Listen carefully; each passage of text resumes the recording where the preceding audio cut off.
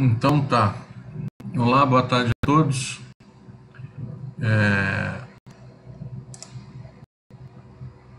Então tá. Boa tarde a todos. Vamos começar essa aula de hoje. E primeiramente eu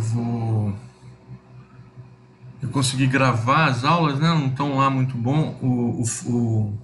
As perguntas de vocês não saem. Imagina que fica as suas aulas, tá? Começando. Beleza. Vamos ver as vezes.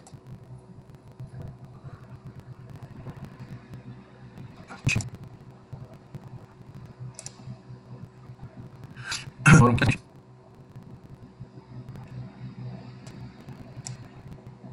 22, mas sabe. Então, considerando que vocês vão ver um assunto.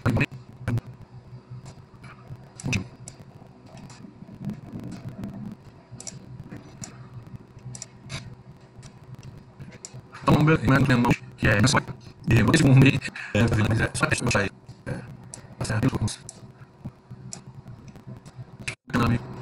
Eu vou realmente dar um teste de quanto aqui para frente.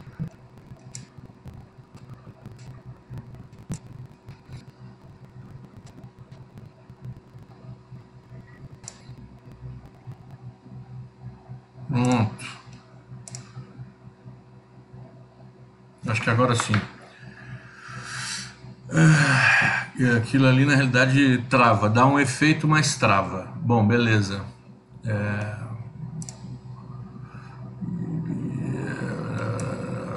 Tá. E agora melhorou? Melhorou? Pronto. Então vamos deixar essas brincadeiras.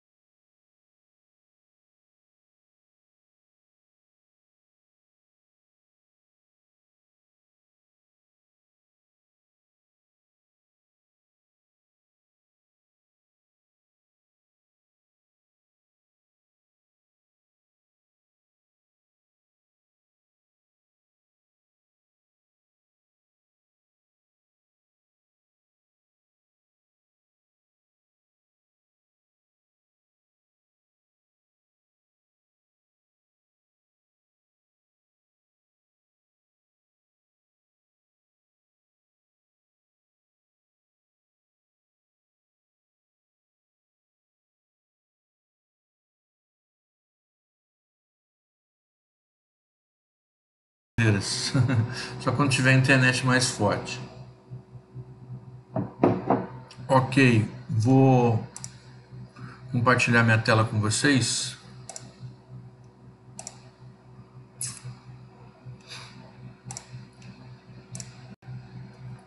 A gente começa um assunto novo hoje, tá?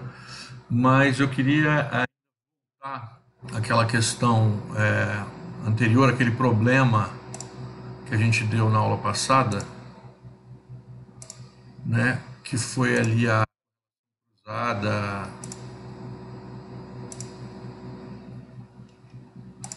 né? Que faltou a gente ver o quanto da minha variável de interesse estava sendo explicada. Quem é minha variável de interesse? É a biomassa de pequenos mamíferos, né? É ela que eu quero saber quanto dela eu consigo explicar. Ela tem uma tendência. Essa tendência, a gente fez a relação da tendência com a biomassa, né? Lembram? Que ela dá um R de mais ou menos 60%. 60% dessa variabilidade toda que apresenta essa minha variável, essa 60% pode ser explicado por essa tendência de aumento da temperatura, né? 60%. Aí tem 40% a ser explicado ainda. Desses 40% a ser explicados, a gente conseguiu explicar mais ou menos 80%, né? Lembra que era o resíduo, né? Eu tiro o efeito da tendência da biomassa de mamífero, né? Então esse azul aqui, ó, que é a variação da biomassa de mamíferos sem a tendência, né? Mas essa só para deixar claro, então essa variação, isso que sobrou, na realidade é aquilo que não é explicado, né? Que não é explicado pela tendência. Então, se é explicado 60%, né? O que não é explicado, no caso desse resíduo aqui, é 1 menos 60%, em torno de 40%, né? Certo? Só que desses resíduos aqui, ó, que representa 40% de não explicação, com essa variável lagueada, né, com lag de 2 anos, eu consigo explicar quase 80%. 79,51%. De quem? Desses 40. Certo? Tem alguém entrando, um momentinho.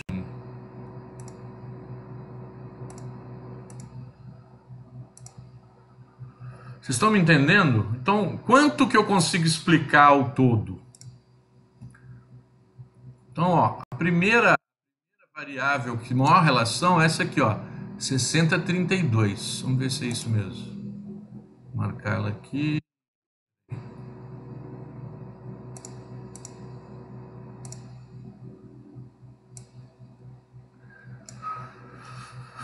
Aí, tá vendo? Mais gente entrando. Vamos lá. É o último que entra, tá? Não vou deixar mais ninguém entrar, não. 14h20. Eu tenho liberado aí regularmente, mas hoje eu não vou permitir mais, não. Porque senão fica interrompendo a aula toda hora. Então eu só quero voltar para você para lembrar disso. Olha, a primeira relação que eu fiz, a gente fez lá correlações, lembra? A gente começou fazendo correlações. Né? X1 com Y, X2 com Y. A gente viu que era 77. Isso daqui representa aproximadamente, essa correlação, aproximadamente não, 60,032, né? Então, beleza. Esse resíduo aqui, qual é a variação que ele representa? 1 menos 0,60,032, não é isso? Acho que é, peraí. Não, 60,32, isso, 60,32. certo? Então, essa variabilidade aqui tem 39%. Desses 39%, quanto que eu consigo explicar com a outra variável x2? Fazendo lá o lag nela. Eu consigo explicar 79,51, né? Então, é 0,7951% de 39%, certo? 0,31. Então, 0,31 é o que eu consigo explicar, tirando o efeito da tendência e fazendo um lag de 2 meses. Então, esse valor aqui, 0,31, eu vou ter que somar com aquilo que era explicado originalmente, 60,32, né?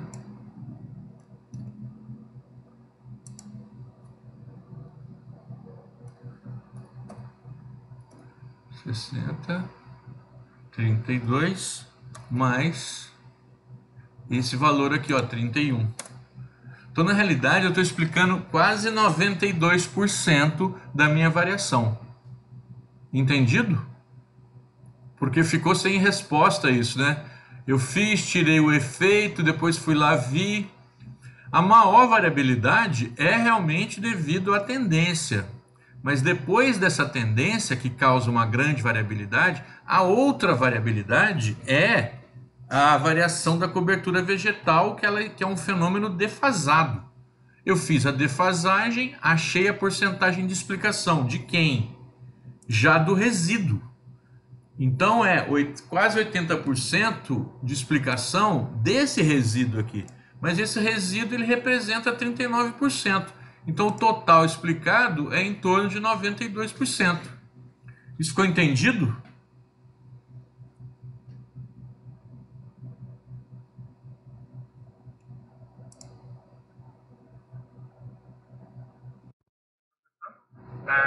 Uma dúvida aqui. Em relação à primeira correlação, que dá os 60% aproximadamente, o senhor levou em consideração a influência que pode dar exercício, digamos, das variáveis juntas ou múltiplas? Nesse caso, pode se considerar isso por conta que quer entender como é que funciona as variáveis. Não, então. A gente estava lá em processo de entendimento. Beleza. Quem me perguntou isso? Felipe. Então a gente começou a estudar o problema, a gente viu que tinha uma tendência, certo? Aí a gente viu que ela tinha uma correlação alta, né? Essa tendência tinha uma correlação alta com aquilo que eu quero explicar, ó, né? E a outra variável lá não tinha aparentemente essa relação tão alta, né? Aí eu vi que essa relação alta era devido a uma tendência. Beleza. Essa tendência, né, aquela parte, que tendência é essa? Ela parte desses valores altos, vai variando, vai sempre descendo para cima e para baixo, para cima, descendo, descendo, descendo, até chegar a esses valores mais baixos. Essa variabilidade daqui até aqui, né, essa tendência de variabilidade, ela representa 60%, né? Essa tendência. Então, a variabilidade da minha variável, 60% dela é devido à tendência. Como é que eu sei disso? Eu faço a correlação da variável y com a temperatura. Quando eu faço essa correlação aqui, eu vejo que isso daí é 60%, certo?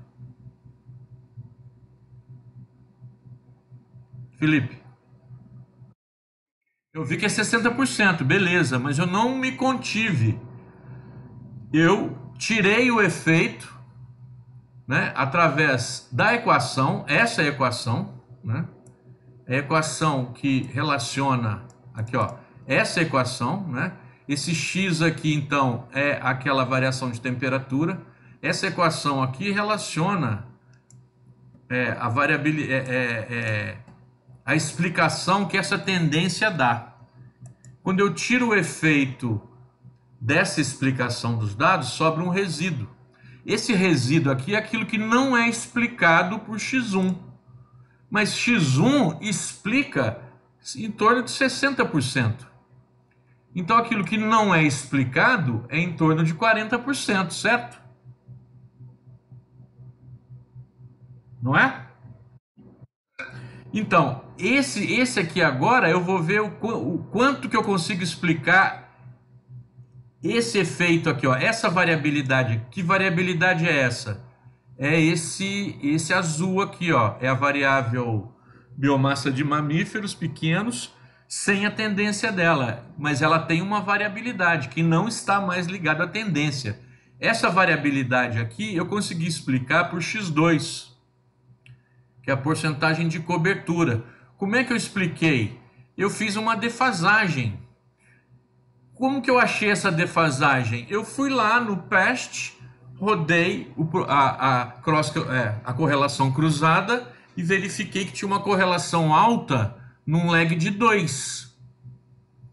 Né? Aí eu fiz o quê? Eu voltei, eu peguei essa linha azul aqui, ó, né? Não, minto, essa linha vermelha, certo? E desloquei ela para trás 2 meses, 2 anos. Quando eu faço isso, a ela aqui, ó, desloquei ela 2 anos. E aí trabalhei só com aqueles que estavam nos valores disponíveis. Essa foi a correlação. Quando eu fiz então essa correlação, ela explicou 79. 79 de quem? De quem? Desse valor aqui, ó, daqui. Mas esse valor corresponde a 39. Então, na realidade, eu consigo explicar quase 80% desses 39. Então, na realidade, eu estou explicando 31, né? Esse 31% é independente do outro. Então, se eu somar com os outros 60, eu vou ter o meu modelo, que não é exatamente uma partição de variância, né? Ele foi uma construção das explicações, ele acaba me explicando quase 92%. Melhorou? Ou respondeu a tua pergunta ou não? Sim, respondeu. Certo? Então, quando a gente for fazer um problema desse tipo, prestar atenção, né? Que na realidade a gente tem que ter uma resposta. Bom, a minha variação de mamíferos, ela é por quê? Por que ela está acontecendo? Eu posso dizer, ó, 60% disso é devido a um efeito climático, de aumento de temperatura, né? E em torno de 30%, 32% é função da variabilidade da cobertura vegetal. Então, esses dois fenômenos estão explicando aí cerca de 90% da variação de mamífero, que é muito. Veja bem, isso daí é uma situação hipotética para exemplificar. Isso não é real, certo? É só para... Quer dizer, esses valores estão muito altos, né? Na natureza é difícil achar esse 90% de explicação para as coisas, certo? Então, mas eu queria só dar um desfecho no problema. O problema é entender quanto que está sendo explicado. E agora eu mostrei para vocês como é que a gente calcula isso. Isso não é uma partição de variância clássica, né? Por quê? Porque tem uma tendência, tem uma defasagem, e aí eu resolvo esse problema dessa maneira. Então, cada problema, de acordo com a pergunta e com o ensejo, eu posso usar a partição de variância clássica, como eu posso usar uma abordagem desse tipo que a gente fez aqui, tá? Então é isso. Com relação à atividade 2, tem alguma dúvida?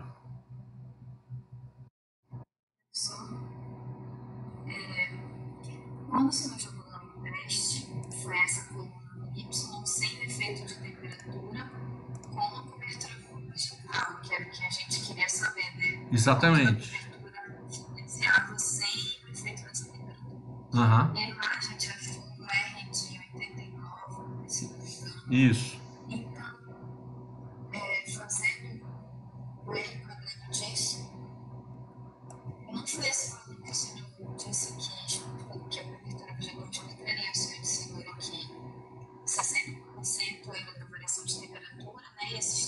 que sobrou, que seria da cobertura vegetal. Perfeito. Isso eu não entendi. Não, mas entenda uma outra coisa, ó, que você não viu. Então você viu lá que a correlação foi de 89, não é isso? Não é? Foi. E você eleva ao quadrado, quanto dá isso? Aproximadamente 79,51, não é isso? Sim, sim. Então na realidade, o que está acontecendo? A cobertura vegetal está explicando 79% da variância de quem? Do resíduo, não é? Mas esse resíduo ele não vale 1, ele vale 39. É o que sobrou dos 60. Eu não tinha já uma explicação de 60%? Não tinha? Quando eu tiro o efeito dessa explicação, sobra um resíduo aqui. Esse resíduo aqui é o que não é explicado pela primeira variável x1, não é?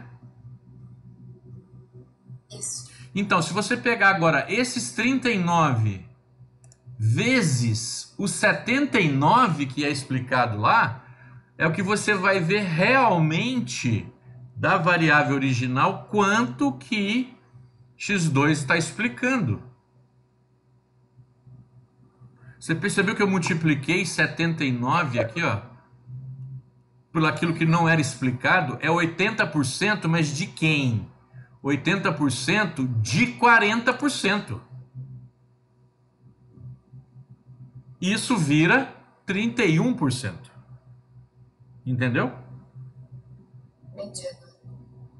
Então por isso que eu falo. Que já era esse o resultado, até quando quem não deu. Não, mas olha só, um tá explicando 60, o outro tá explicando 80. Se você somar os dois, isso dá quanto? Dá 120%. Não dá, você só pode explicar 100%. Não é? Então como é que você vai explicar mais do que 100%? É por isso, é porque os 80%, vamos chamar assim, né? Esse 79,5%, vamos chamar aproximadamente 80%. E é 80% de 40%, que é o que representa em termos de variação esse resíduo aqui.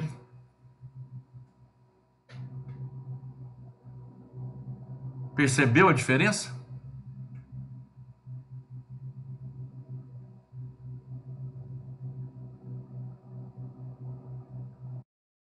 Percebi agora, professor. Obrigada. Quem foi que perguntou? Daniela. Raniele, beleza. Tá. Então, Raniele, aí você faz o quê?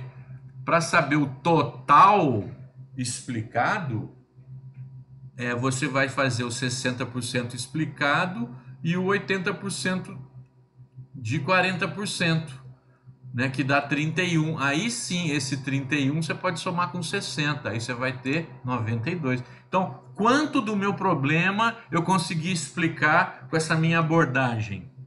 Eu consegui explicar 92% da variação da biomassa de pequenos mamíferos. Eu expliquei como? Porque eu vi que o efeito do decaimento da biomassa é relacionado com o aumento da temperatura, que é um fenômeno independente, né, de maior escala. Eu tirei o efeito dele. O que sobrou, eu vi que tinha uma grande variabilidade defasada e explicada, né, explicada, mas com uma defasagem. Com essa abordagem toda, eu consegui chegar a quase 92% de explicação. É esse que é vamos dizer assim, a interpretação final desse problema, né? É isso. Estava me referindo. Pois não, diga. Quando fez aquela primeira correlação de todos com todos, né? Cobertura de vegetal só explicávamos 2%. Quando vi, seria de 2% para 30%.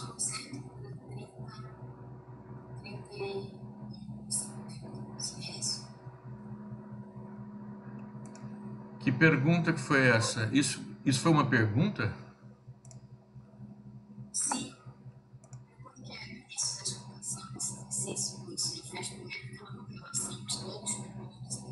Aham. Sim. Você tinha dito que aqui, na cobertura vegetal, né, X2, quando eu levava os mais elementos para vocês, era 0,02. Aham. Aí, primeiramente, a gente fornece os mecanismos 2%. Certo. Aí, os todos os espaços, né?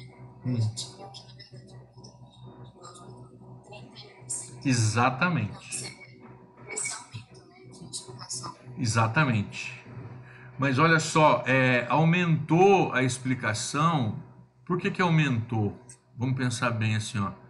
É porque essa explicação já estava lá. Ela já existia. Eu não inventei ela já estava lá, essa explicação. Só que eu não conseguia ver, porque ela estava obstruída. Por quê? Pela tendência em diminuir, né? E pela defasagem. Então, vamos dizer assim, ó, houve um ganho. Não, na realidade, sim, claro. Quer dizer, eu descobri a verdadeira explicação. É essa a explicação, ela já estava lá. Eu não conseguia ver que os dados não estavam analisados de maneira correta. Você entendeu? Eu desenvolvi um protocolo para analisar e eu descobri essa relação que ela, na real, é de 31%. Quando eu pego o dado bruto, me dá aquele dado ali, eu jogo na tabela perto do computador, ele vai me dar 2%. Agora, se eu for analisar o problema, eu vejo que esse 2%, por que ele é 2%? Porque a verdadeira correlação está escondida na defasagem, certo? Que eu não sabia que tinha defasagem, eu fui testar e verifiquei que tinha, e na tendência em diminuir. Certo? Eu não fiz, é só para dizer assim, ó, eu não fiz nenhuma mágica. Esse 31% é realmente o que existia. Eu não conseguia ver ele porque os dados estavam analisados, estavam sendo analisados de maneira incorreta. Percebeu a sutil diferença? Eu tive um ganho, mas o fenômeno já estava lá. Eu só tratei de descobrir ele, né?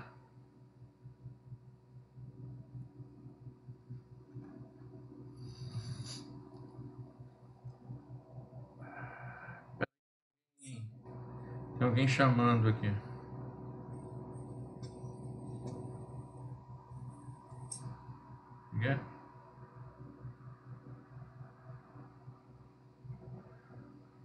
Quem que não conseguiu entrar? Karine? Karine tá aí? Eu liberei você, não foi, Karine?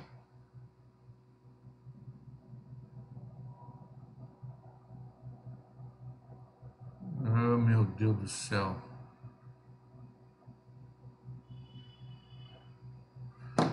Bom, é porque eu fico dando aula, a pessoa fica tentando entrar, eu tenho que voltar lá e tal, aí vai ficando. Alguém respondeu aqui, deixa eu ver.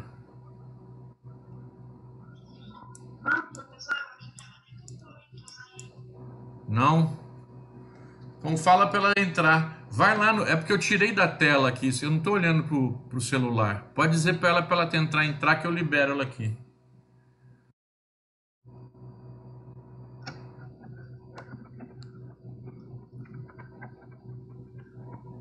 Pronto, agora pode tirar teu microfone. Não, aparece digitando. Para tu tentar entrar, isso, para tu entrar, entre.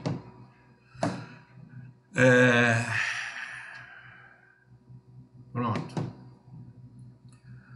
Perfeito. Vocês perceberam que quando eu vou analisar um problema, não basta só ter a ferramenta, eu tenho que saber o que eu estou fazendo, né? Eu dei exemplos. Um foi a partição de variância clássica, outra foi esse exemplo aí com correlação parcial e correlação cruzada, e uma outra variação de exemplo, depende daquilo que está sendo pedido, foi o que foi dado no exercício, né? Na atividade 2, né, se eu não me engano, não, 3, né? Na atividade 3. Se tiver alguma dúvida com relação à atividade 3, a gente vai passar para frente, encerrar esse assunto e começar outro.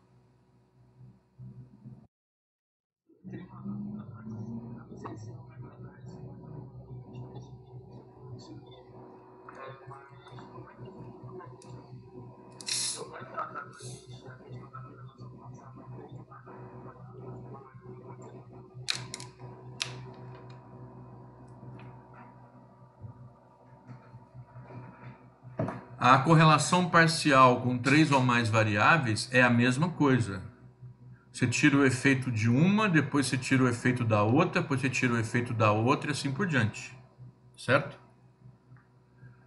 Agora, a partição de variância com mais de 3 variáveis, que eu não vou tratar aqui. Porque ela é um pouco mais elaborada e requer uma matemática, uma álgebra para correlação múltipla que é um pouco mais avançada, tá? Não vou tratar aqui. Veja bem, uma coisa é a partição de variância, certo? Onde eu pego aquelas diferentes frações de variância. A outra coisa é a correlação cruzada, é a correlação parcial. Eu posso tirar fazer essa correlação parcial de 3 variáveis. Eu tiro uma, aí o resíduo que sobrou, ela passa a ser o meu novo y, faço correlação de novo, tiro o y esperado, tiro de novo, tem um segundo resíduo. Eu vou tirando, né? Tiro uma, tiro outra, certo? Então, isso daí é a mesma coisa para correlação parcial. Uso o mesmo procedimento. Para partição de variância, que não é exatamente o mesmo procedimento, né? Mas eu não vou tratar aqui, tá? Isso foi só como é que eu vou dizer assim? Eu não esgotei o tema, né? Eu dei uma visão intermediária sobre esse procedimento, certo? Caso você tenha um problema que tenha mais de 3 ou 4 variáveis, né? Aí você tem que buscar uma literatura para te ajudar a fazer, ou então a parte assim, a gente pode, se você tiver esse problema concreto, né? Aí você pode me procurar, a gente trabalha com ele, mas aqui na aula eu não vou mais avançar além disso, que fica além do escopo do conteúdo proposto para ser dado aqui, ok?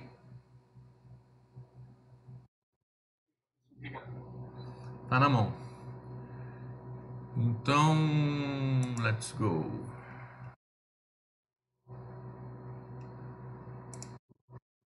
Professor, Pois não. eu queria só o resultado dessa vez, só para confirmar se não você tem atividade. Pois é, vou ter que fazer. Eu mando depois, tá? Eu mando depois. Porque eu não sei onde é que eu coloquei isso. Pergunta para os alunos também, tanto para o Elton ou para a Andrea, né? Que eles estão lá fazendo a correção, tá?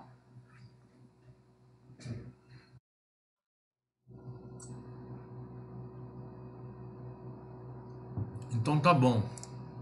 A gente vai começar um outro assunto hoje completamente diferente. É um outro papo, um outro assunto.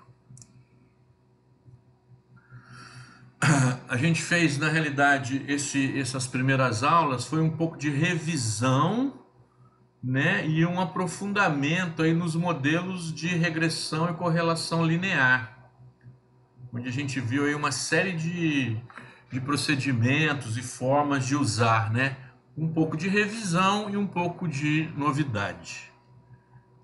A gente vai iniciar um outro tema, né, que é um outro conjunto de técnicas utilizadas para analisar dados ecológicos.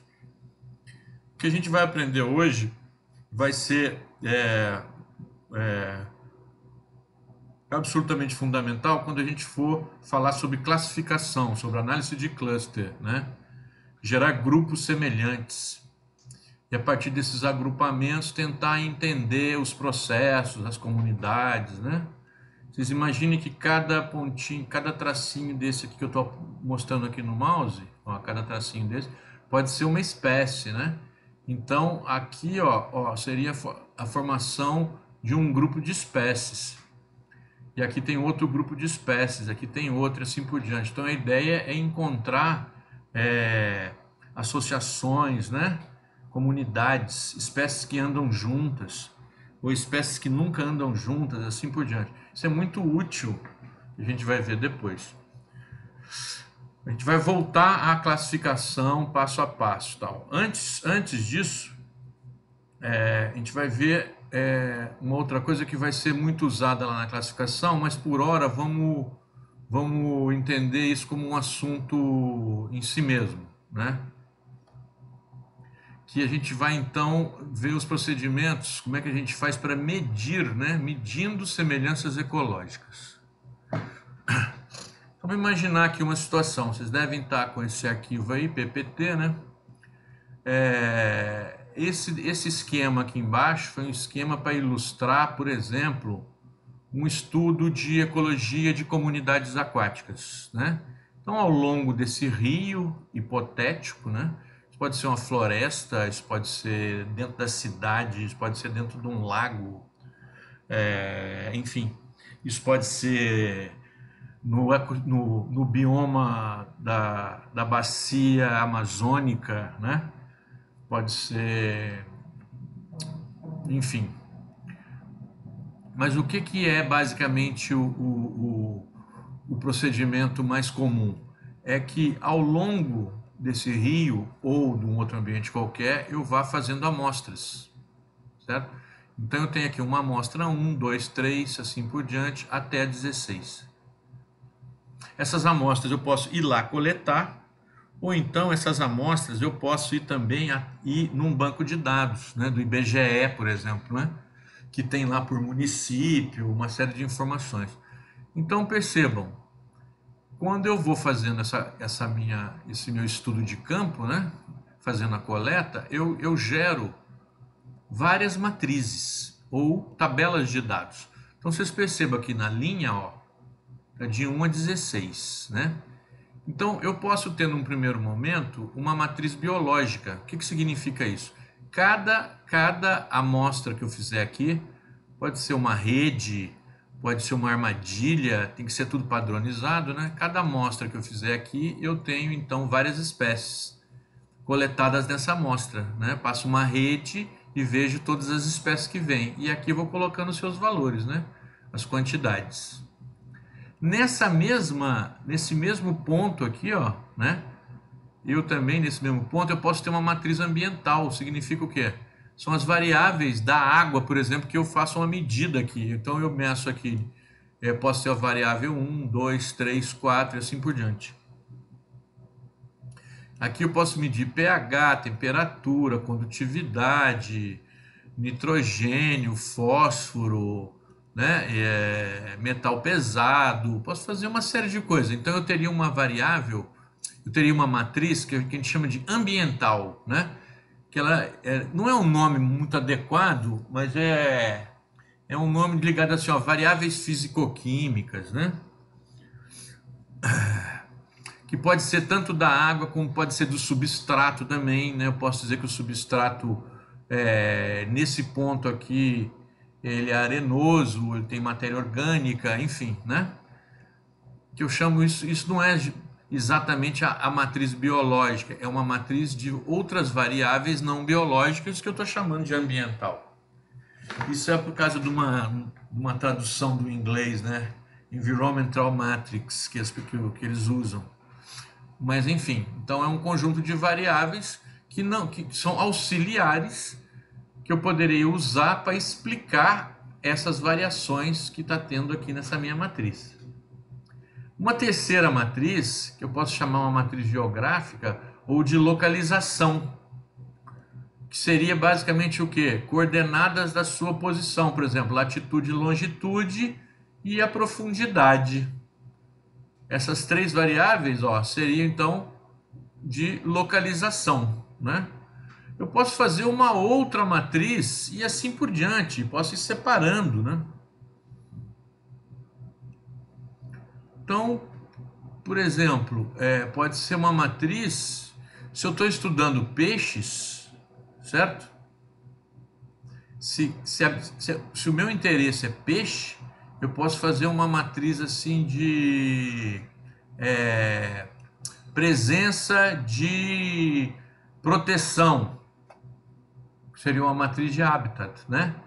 Se tem ou não tem cobertura vegetal, se tem margem, se tem vegetação na margem, e olha só, e aí vai embora, né? Ou eu simplesmente posso juntar essas duas matrizes e deixar uma só, né? Com tudo quanto é variável auxiliar que eu peguei em cada ponto, que pode me ajudar depois a entender o porquê que a minha espécie ou as espécies dali estão variando, né? Então isso pode ser comunidade de insetos, de bactérias, de fitoplâncton, do que for, né? Essa é a minha matriz de interesse, que é a matriz biológica. Essa é a minha matriz ambiental, ou matriz de variáveis outras. Eu posso gerar também uma matriz geográfica. Então perceba, olha só, aqui eu tenho Y, né? Aqui eu teria uma outra matriz que é um x1 e uma outra matriz que é um x2. Vocês lembram de já ter visto isso? A gente tinha lá uma variável y, uma variável x1 e uma variável x2. Agora eu estou expandindo o meu problema. X, na realidade, ele não vai ser uma variável, ele vai ser uma matriz.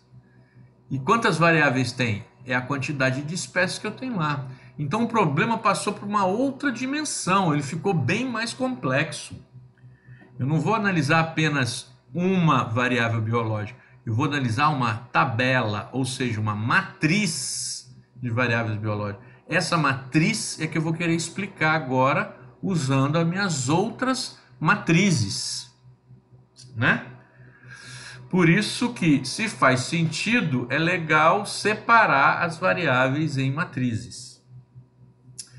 Isso daí, vamos dizer assim, é a maneira mais, vamos dizer assim, relativamente comum, né? Ou uma maneira possível de organizar as informações que você tem quando você vai fazer um estudo de uma comunidade biológica qualquer, né?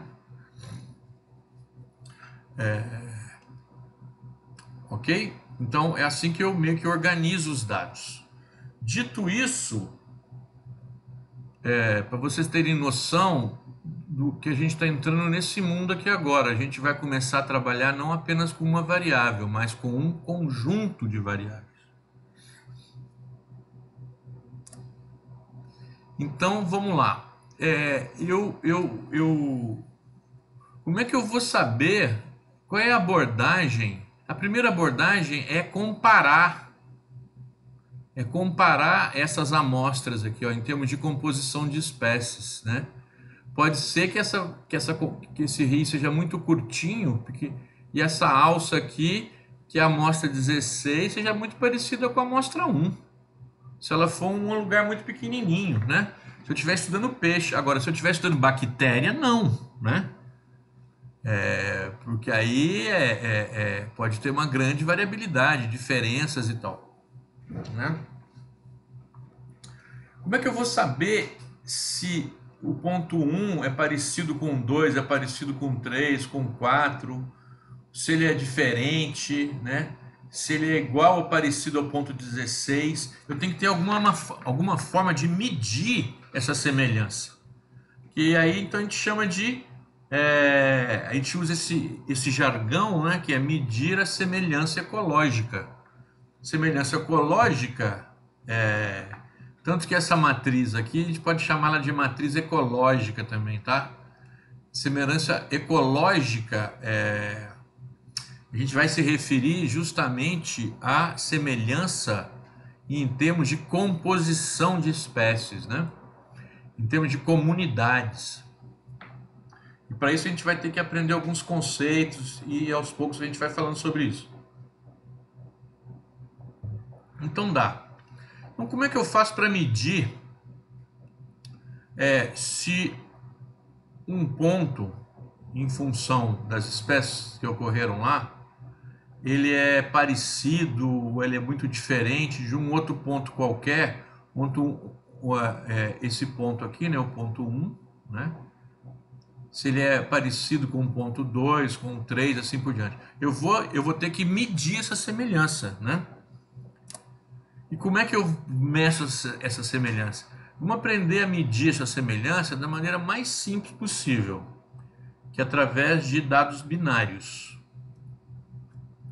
Então vamos supor assim, ó, esse objeto aqui, ó, você entenda como uma amostra, tá? Amostra 1, amostra 2, é o objeto, são os objetos da minha medida de semelhança. Então aqui no caso eu teria 10 espécies e eu só consigo medir de 2 em 2, né? Eu só consigo medir de 2 em 2. E o jeito mais simples que a gente vai começar assim é quando os dados que eu tenho são dados binários. Então você imagina na minha amostra 1, que eu estou fazendo a coleta lá, ó, nessa amostra 1, né? Na amostra 1, espécie 1 eu encontrei 1. A espécie 2 eu não encontrei, 0. A espécie 3 eu também não encontrei, 0. A espécie 4 eu encontrei, 1. E vou fazendo assim, presença ou ausência. Esse tipo de maneira de verificar é uma maneira relativamente rápida e você pode cobrir grandes áreas. E ela é válida, super válida, porque você pode descobrir associações faunísticas e tal, e de maneira rápida, né? Então eu faço um levantamento rápido binário. Tem ou não tem? A partir daí, eu tenho um tipo de tabela aqui, ó. Essa tabela aqui eu mudei de lado, tá? O que era linha virou coluna, o que era coluna virou linha. Só para facilitar. Então eu tenho aqui, ó, várias espécies. Ela ocorreu aqui, ela não ocorreu aqui no 2. Eu só posso comparar 2 a 2, né? Eu só posso comparar 2 a 2. Como é que eu comparo isso? Eu vou usar as variáveis de contingência. Quais são as variáveis de contingência? A, B, C e D. Percebam, o que significa o A? O A é o número de vezes que a espécie esteve presente nas duas situações comparadas. Se eu comparo aqui a amostra 1 com a amostra 2, ou o objeto 1 com o objeto 2, se uma espécie determinada esteve presente nas duas, a gente chama de dupla presença. Então, o A é um número de duplas presenças, o B é um número de ocorre numa, não ocorre na outra, o C, a variável C de contingência, é o inverso, que não ocorre em uma, mas ocorre na outra, e a variável D é o número de duplas ausências. Dito isso,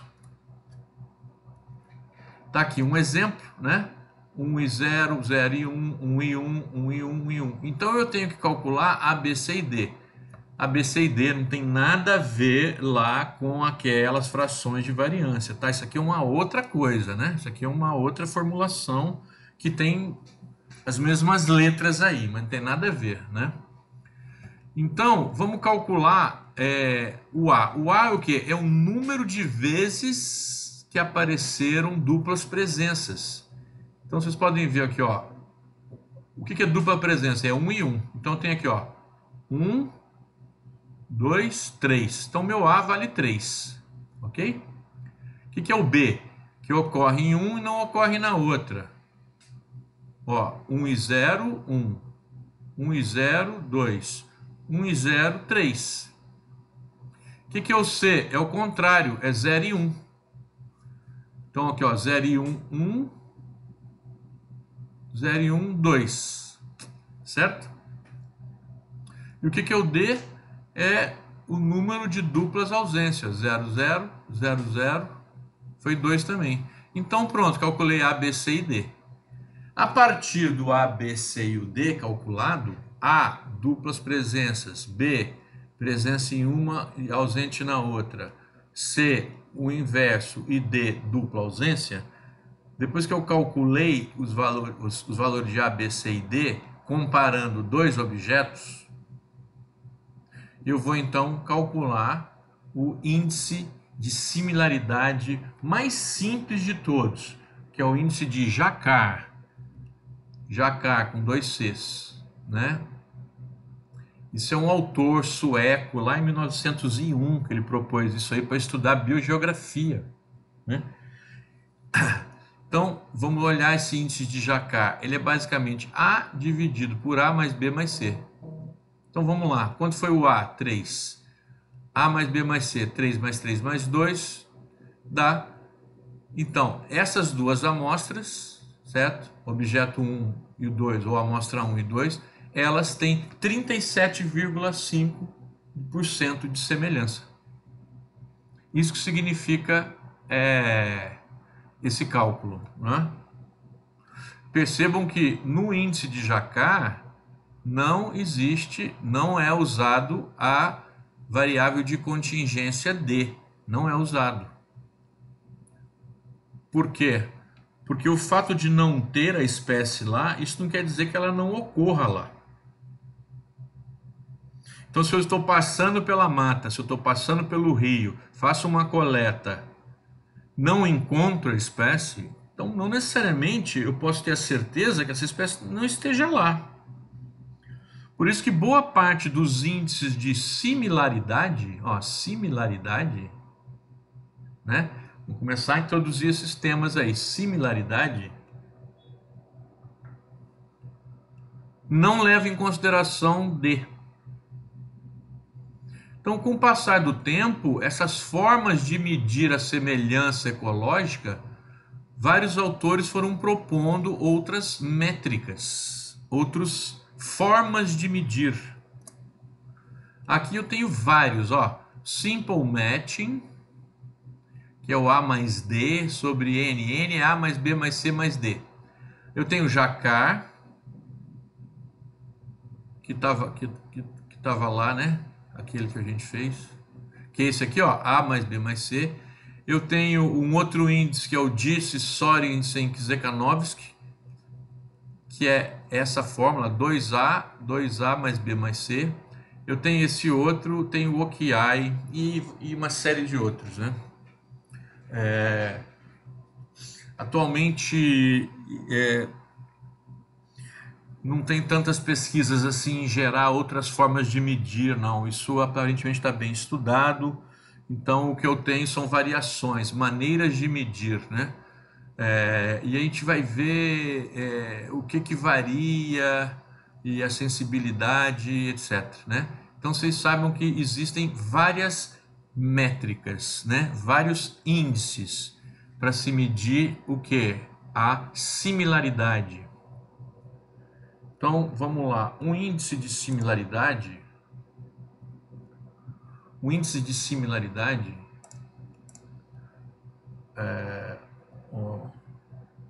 na realidade é um coeficiente de similaridade.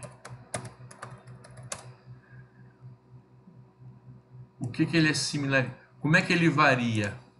Ele varia assim, ó, ele varia de 0 a 1, certo? Ele varia de 0 a 1. 0,37 significa 37%, né? 0, quando ele for 0, não existe nenhum, é completamente diferente. Quando for 0, ele é completamente diferente.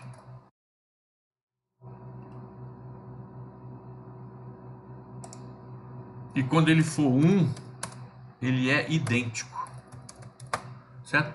Idêntico.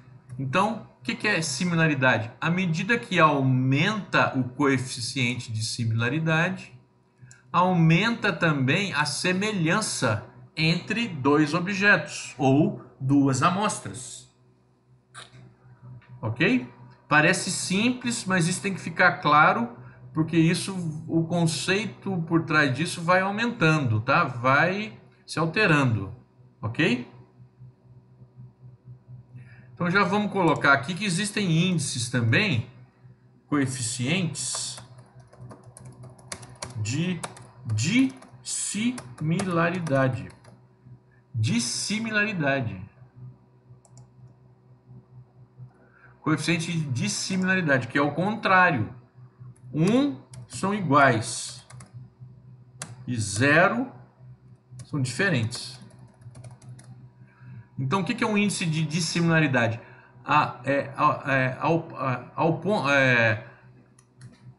Ao longo que ele vai aumentando, ao passo que ele vai aumentando, se ele é 0,1, se ele passa a ser 0,2, se ele passa a ser 0,3, passa a ser 0,4, ele está ficando cada vez mais dissimilar. Ou seja, está se tornando mais igual. Tá? É o contrário. Similaridade de 0 a 1 e dissimilaridade de 1 a 0. Ok? Então tá. Então vamos fazer um exercíciozinho simples. Peguem lá a planilha onde está exercício 1, ó. Como é que eu calculo? De maneira automática.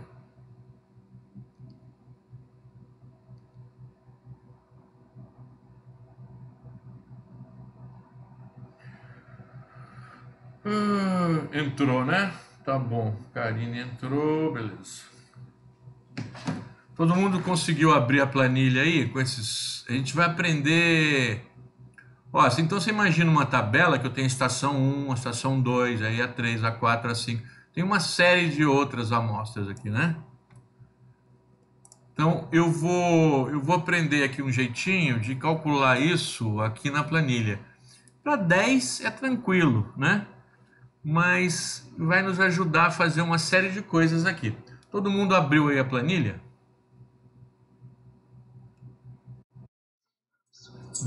Beleza, então vamos lá, ó.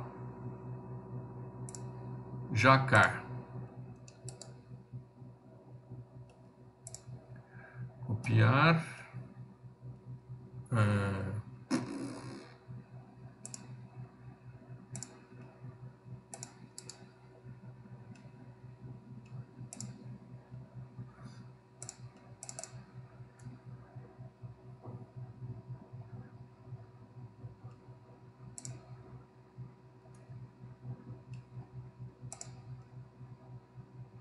Pronto. Então eu tenho que saber A, B, C. Então, isso aqui eu tenho um índice de Jacar. Vou apresentar outros para você aqui agora.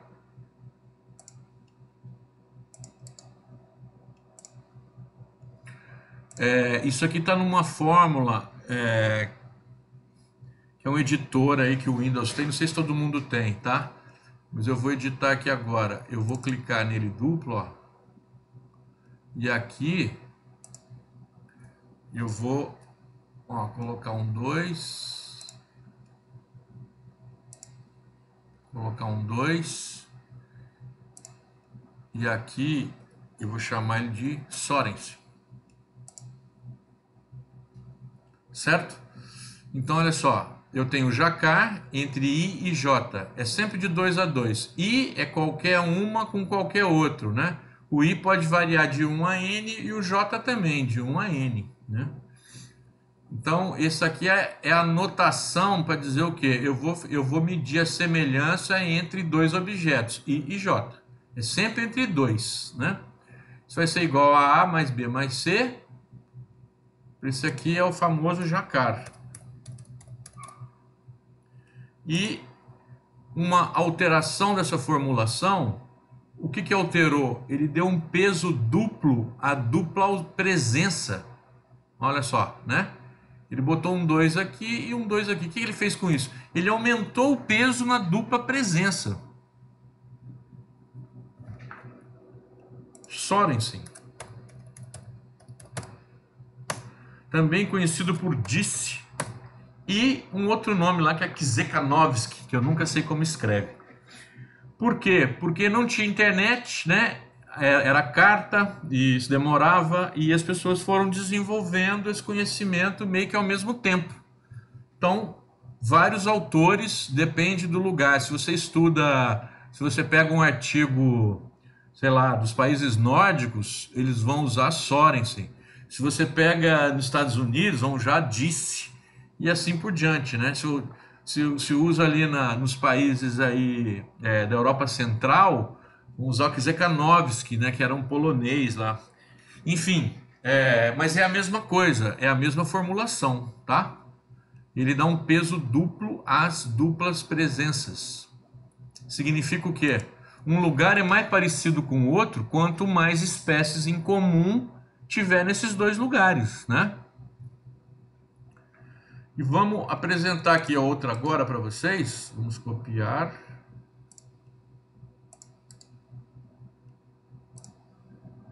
Aqui, ó. Tá? Eu vou apresentar agora um outro, que é uma tal de ligação simples, ou então simple matching. O simple matching, ele é assim, ó, A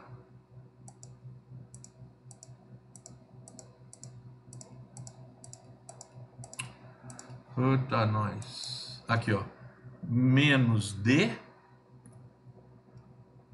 dividido por A mais B. Deixa eu ver se eu consigo escrever mais aqui. Não, ele está escrevendo lá fora. A mais B mais C, aqui, mais D. Pronto, ó. Isso aqui é mais.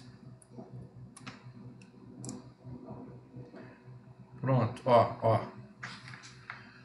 Esse daí é o simple matching, né? Então, percebam só que interessante, ó. São maneiras bem diferentes de medir a semelhança. Essa maneira mede de maneira bem simples, essa aqui dá um peso duplo para dupla presença, né? Está medindo de maneira um pouco diferente, e essa aqui leva em consideração D, que é a dupla ausência. Essas aqui não levam. Então, esses três seriam um exemplo, um bom exemplo de diferentes maneiras de se medir a similaridade. Esse aqui é, em inglês, simple matching. Em inglês. Em português pode ser ligação simples. Ligação simples, uma tradução meio que livre, né?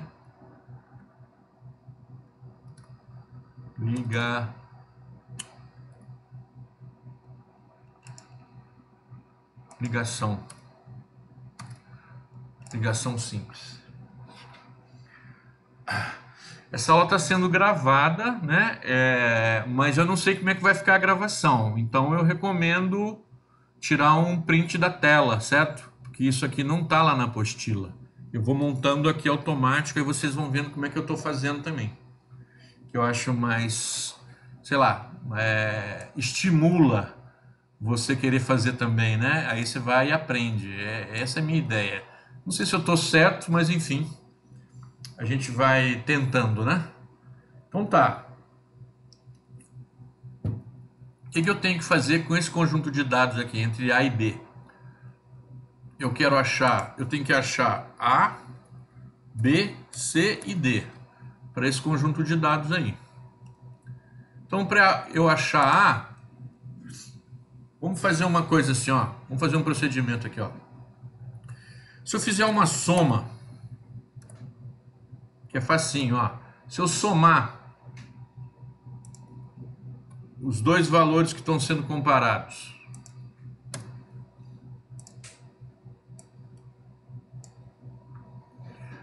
vocês concordam comigo que quem é 2 aqui vai ser... Eu vou contar o número de 2 que apareceram aqui. Concordam comigo que isso é igual a A?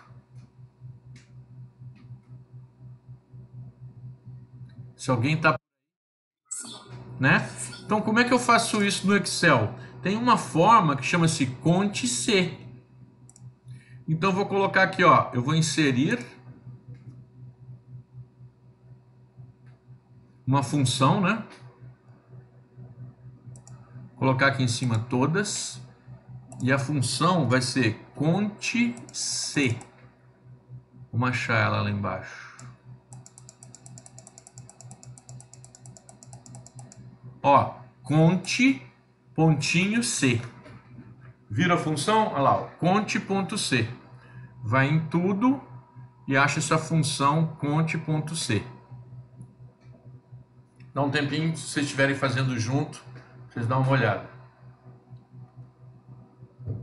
Eu vou inserir isso ali no A, ó, conte C. Qual é o intervalo? Esse intervalo aqui da soma, ó. Qual é o critério? Igual a 2. Ele vai contar naquele intervalo ali quantas vezes apareceu o número 2 na célula. 3. Beleza, né? O que mais eu posso tirar daqui? Vocês concordam que aquilo que for 0 é a incógnita D, a dupla ausência? Porque eu somei os dois, deu 0. Então só dá 0 quando é 0 e 0. Então vocês concordam comigo que o D é... Eu vou mandar contar o número de 0? Então vou lá. Eu vou inserir.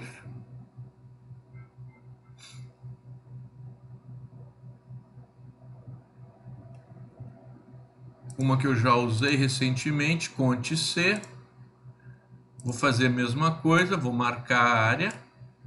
E vou dizer para ela, ó, conte quando a célula for igual a 0. Vou contar quando for igual a 0, ok? Ok. 5. Esse 1 aqui, ó, é que eu não sei quem é. Porque esse 1 pode ser 0 e 1, ou pode ser 1 e 0, ó. Eu não sei quem é, certo? Então como é que eu resolvo isso? Eu faço a diferença. Então eu ponho assim, ó, esse valor, o primeiro valor, menos o segundo valor. Copie para baixo.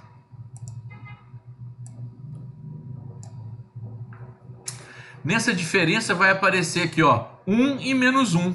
Ah, então tá.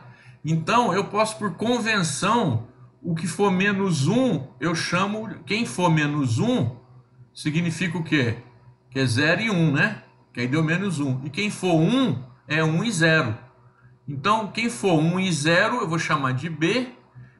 E quem for 0 e 1, eu vou chamar de C. Pode ser o contrário também, não tem problema. Basta que seja um invertido do outro. Então, esse B aqui, ó, eu vou chamar os valores que forem igual a 1 aqui. Então, eu vou botar aqui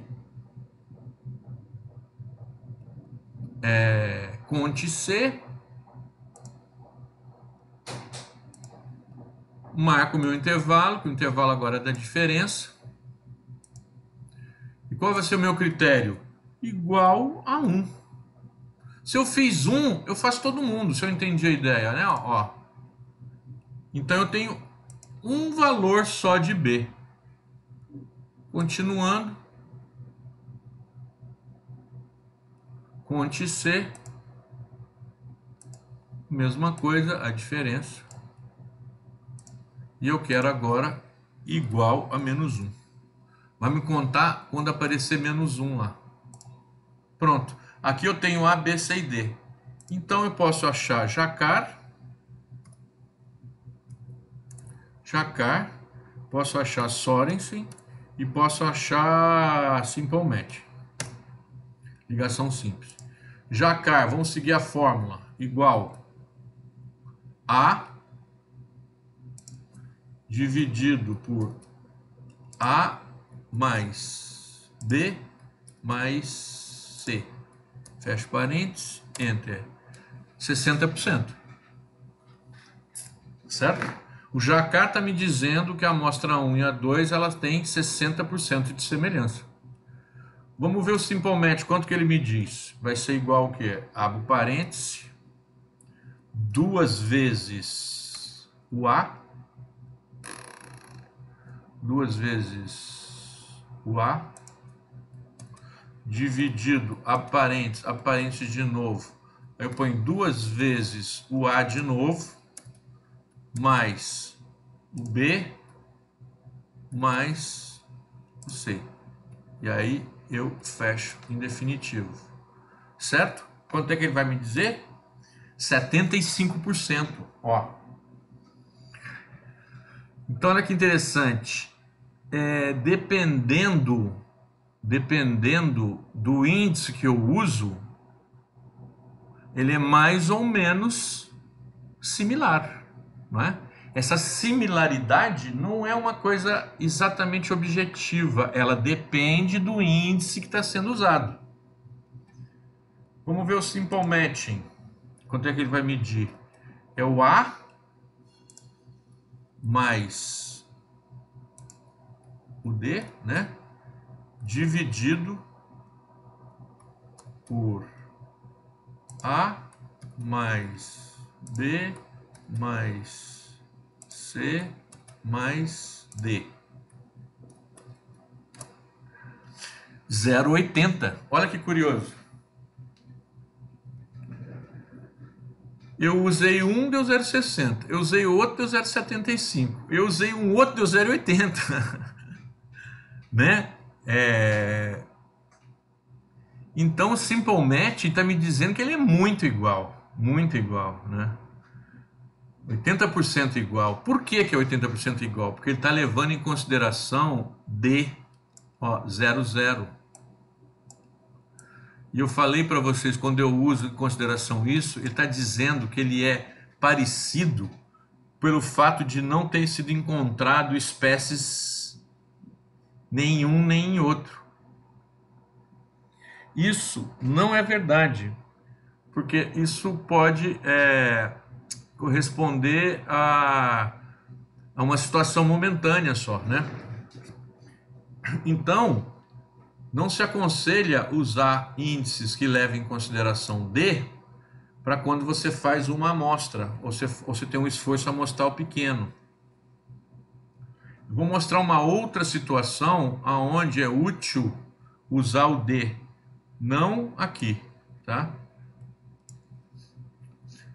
Agora, se a tua amostragem é intensa, muito grande, com esforço enorme, durante muitos anos, você pode até pensar em usar o D, porque o fato de não ocorrer é realmente porque a espécie não ocorre nessa amostra.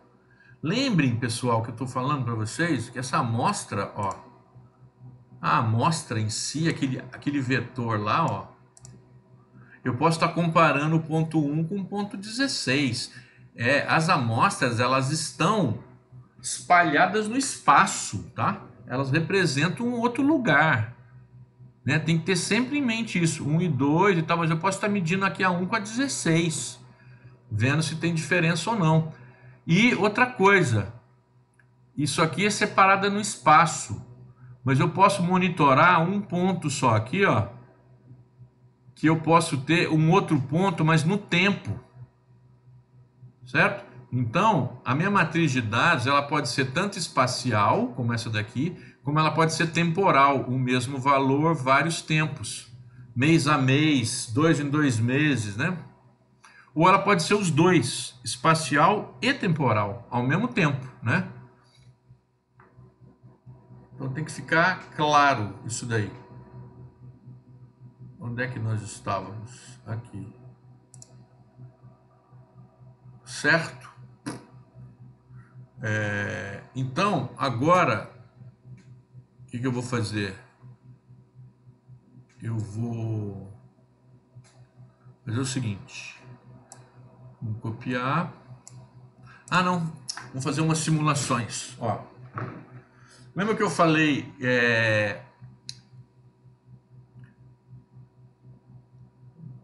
quanto mais semelhante, mais cresce os índices? Então, vamos supor que, ó,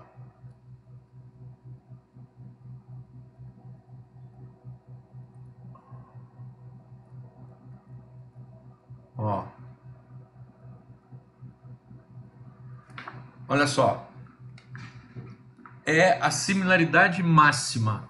todos são uns, né? Onde os dois são iguais. Tudo que tem num, tem no outro. Qual é a similaridade mínima? É zero. Zero significa o quê? As espécies que tem numa amostra, nenhuma delas tem na outra amostra. Então vocês concordam comigo que varia entre 0 e 1, certo?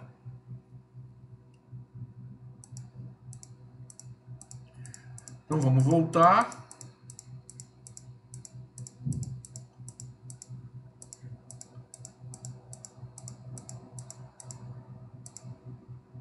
Ao que estava antes. Perguntas. Alguém conseguiu fazer? Alguém tem dúvida? Entenderam?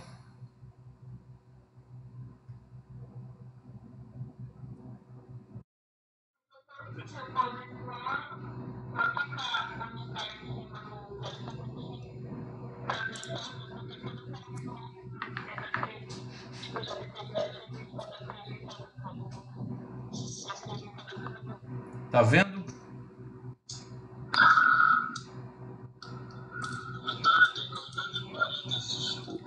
Isso aí.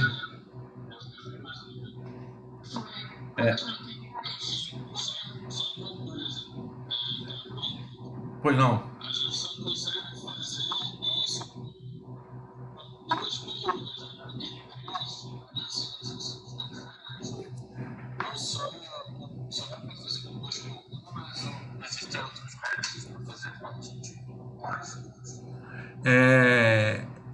Então, o seu raciocínio está correto.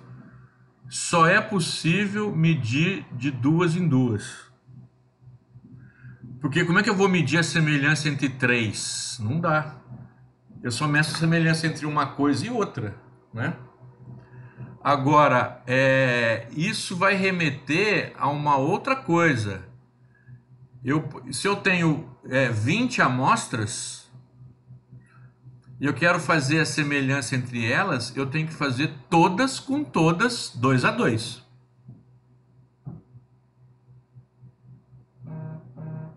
Essa informação vai estar contida então numa outra tabela que é o próximo passo, né? A gente vai para lá, né?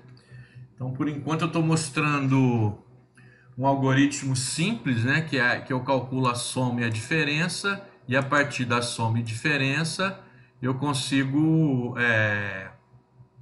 calcular rapidamente A, B, C e D. Aqui eu só tenho 10 valores. Imagina se eu tenho 300, né? Se eu tenho 300 linhas aqui, ó. Isso é um algoritmo que ia me facilitar bastante, né? Que eu vou ter que somar eu vou ter só que ver os 2, o 0, o menos 1 e o 1. Aí eu acho o A, B, C e o D, né?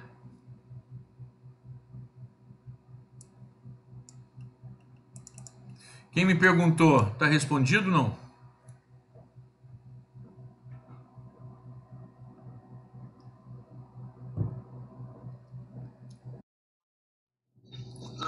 A gente sempre faz de 2 em 2.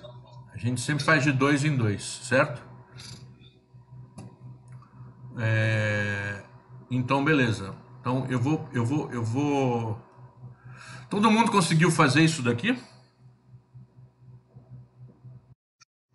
Chegar no mesmo resultado? Aí vocês perceberam que, de acordo com a métrica utilizada, a quantidade de semelhança pode variar? Percebeu isso? Qual métrica que eu uso? Essa é a pergunta. Ah, mas eu sei, mas cada uma é de um jeito, qual que eu uso? Então, antes de mais nada, eu já vou dizer para vocês que, por uma série de outros estudos e análise, etc., né? Já vou fazer uma... Eu detesto a palavra em inglês, spoiler, acho isso horrível, né? Eu vou dar uma dica, eu vou dar um adiantamento da coisa, né? Que quando eu estiver trabalhando com dados binários de presença ou ausência de organismos vivos, de fauna, de flora, certo? A recomendação é usar Sorensen ou Jacquard. Minto, Soren Sorensen, ou o outro nome é Disse, né? Certo? Essa é a recomendação. Por uma série de características que esse índice tem, que mais tarde a gente vai ver, tá? Feito assim, agora ela não aparece tanto assim, mas essa formulação não veio apenas de uma invenção, veio de uma demonstração matemática, tá? Então, beleza. Então, vamos passar aqui para um segundo, ó. Vocês agora vão trabalhar, né? E vão treinar esse exercício aqui. Agora é 5h32, vou dar uns 10 minutinhos de descanso, e aí vou dar mais aí uns 15 minutos e tal, mas eu vou ficar aqui online, né? Para qualquer dúvida. Então nós vamos fazer aqui o seguinte exercício, ó. Eu tenho uma matriz 1, vamos olhar para ela. Eu tenho aqui uma matriz 2. Vamos olhar para ela. Então você imagina assim, ó, eu estou aqui, ó. Imagina aquele exercício nosso lá, ó. 1, 2, 3, 4, 5, 7, tá? Só que aqui eu acho que vai até o 10 só, né? Então você imagina que eu vou medir, que eu tô vendo ao longo desse passo aqui, ó, de 1 a 10, né? Ao longo de 1 a 10, eu tenho primeiro o 1, depois o 2, o 3, o 4, né? Então tem uma sequência aqui de 1 a 10. Ao longo dessa sequência, o que vai acontecendo aqui com as amostras? Alguém consegue me dizer o que vai acontecendo? De 1 para 2. 1 para 2, 1 para 3, 1 para 4. Exatamente. Se eu comparar 1 com 2, depois se eu comparar 1 com 3, depois se eu comparar 1 com 4, sempre vou comparando um com a outra, sempre 2 a 2. O colega já falou, vão surgindo mais espécies. Beleza. Então o que está sendo fixado e alterando é a riqueza, também chamada de diversidade. Ou, melhor dizendo, alfa-diversidade.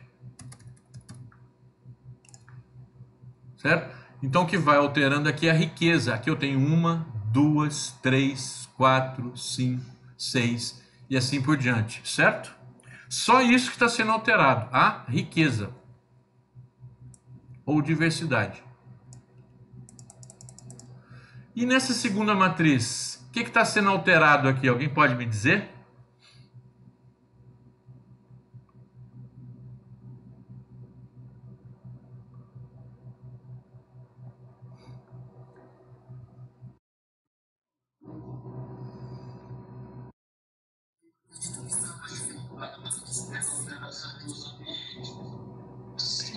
Não, o que está sendo alterado aqui, olhando para cá? Eu não sei o que tem no ambiente, não sei nada lá. Eu olho, eu tenho aqui as amostras e aqui eu tenho as espécies.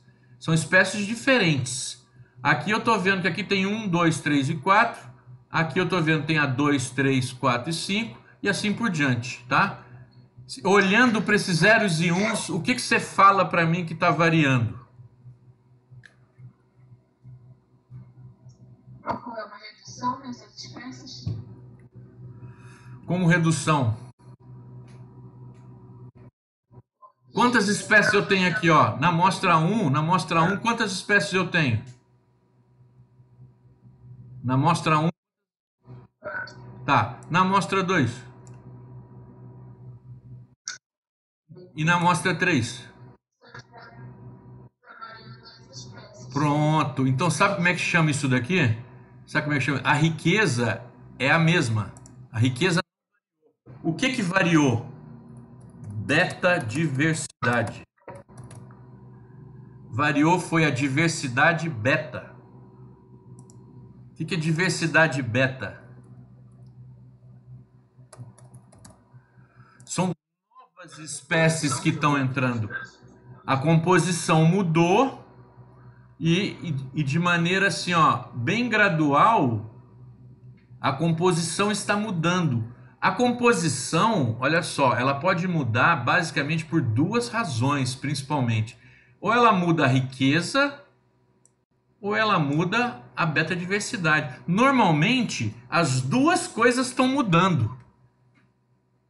Mas eu estou dando um exemplo, que isso aqui é um exemplo hipotético, né? Eu não encontro isso na natureza, mas só para vocês entenderem o que é riqueza e o que é beta-diversidade. Essas duas coisas é que vão mudando à medida que o ambiente vai mudando. Você vai ficando mais salgado, mais poluído, menos poluído, mais quente, mais frio, mais amônia, mais silicato, enfim, vai variando o ambiente, as espécies vão variando a sua composição também. E essa maneira de variar a composição, a gente pode dividir elas em duas formas: riqueza e beta-diversidade. O que é uma beta-diversidade pequena? É essa como está aqui, ó. Ó, da 1 para 2 variou o quê? Uma espécie só a mais e a menos em cada uma delas. Agora veja bem, da 1 para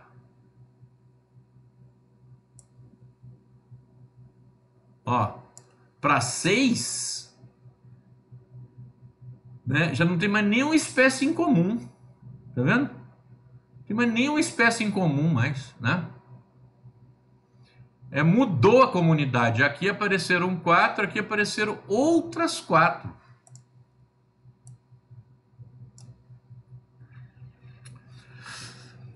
Só uma maneira simples de dizer para vocês que é isso que vai estar variando quando a gente for fazer um estudo. Só que isso daí de uma maneira super variável. As duas coisas vão estar metidas lá no meio, né?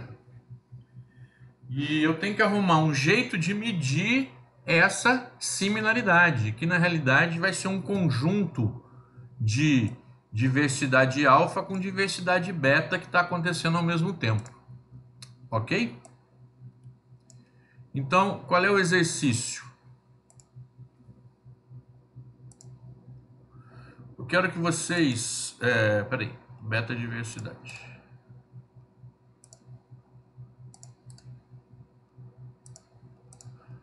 A diversidade beta muda aqui. Ela muda ao longo das amostras, né? E a diversidade alfa também vai mudando ao longo das amostras.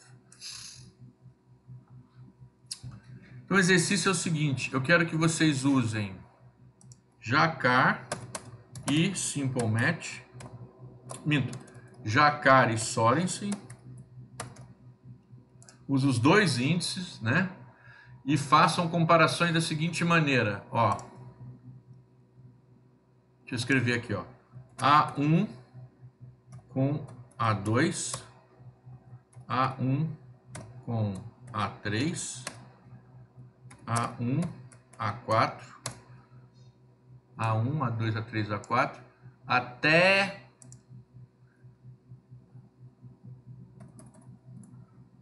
A1 com A10. Então aqui vai ter o Jacquard e aqui vai ter um Sorensen.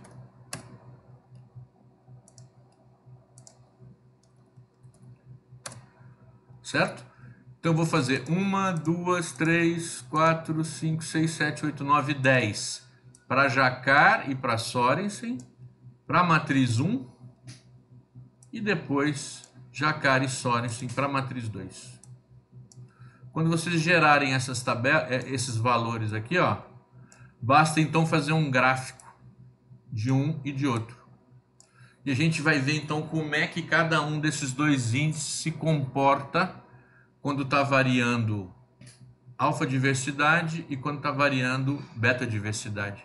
Só para a gente aprender a calcular e depois dar uma olhada em como interpretar.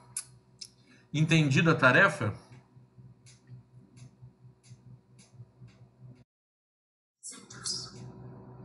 Então, se você for esperto, basta deixar a fórmula montada lá, né?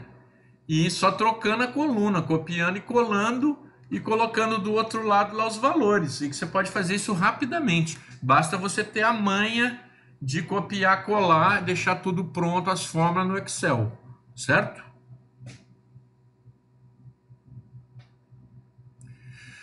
Então, isso aqui, então vocês vão fazer para a matriz 1, tá? Depois para a matriz 2 também.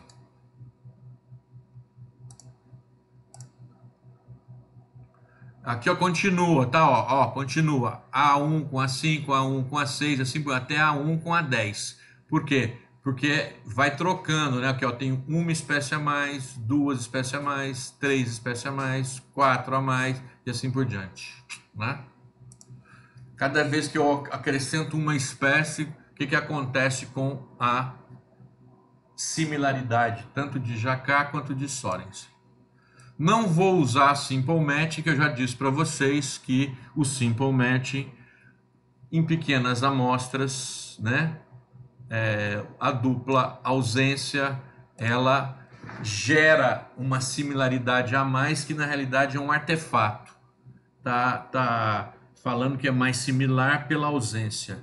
E a ausência simplesmente pode ser que naquele momento da coleta a espécie não ocorreu. Isso não quer dizer que ela não possa ocorrer um outro dia ou uma outra hora.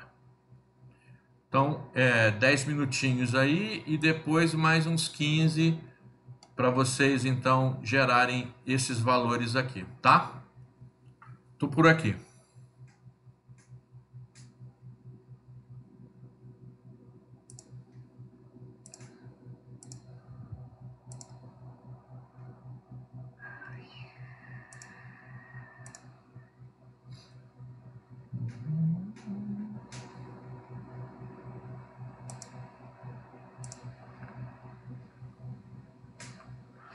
Logo depois do intervalo, né? Quando for lá umas 16 horas por aí aproximadamente, eu vou fazer uma outra chamada, tá? Vou gerar uma outra lista daqui.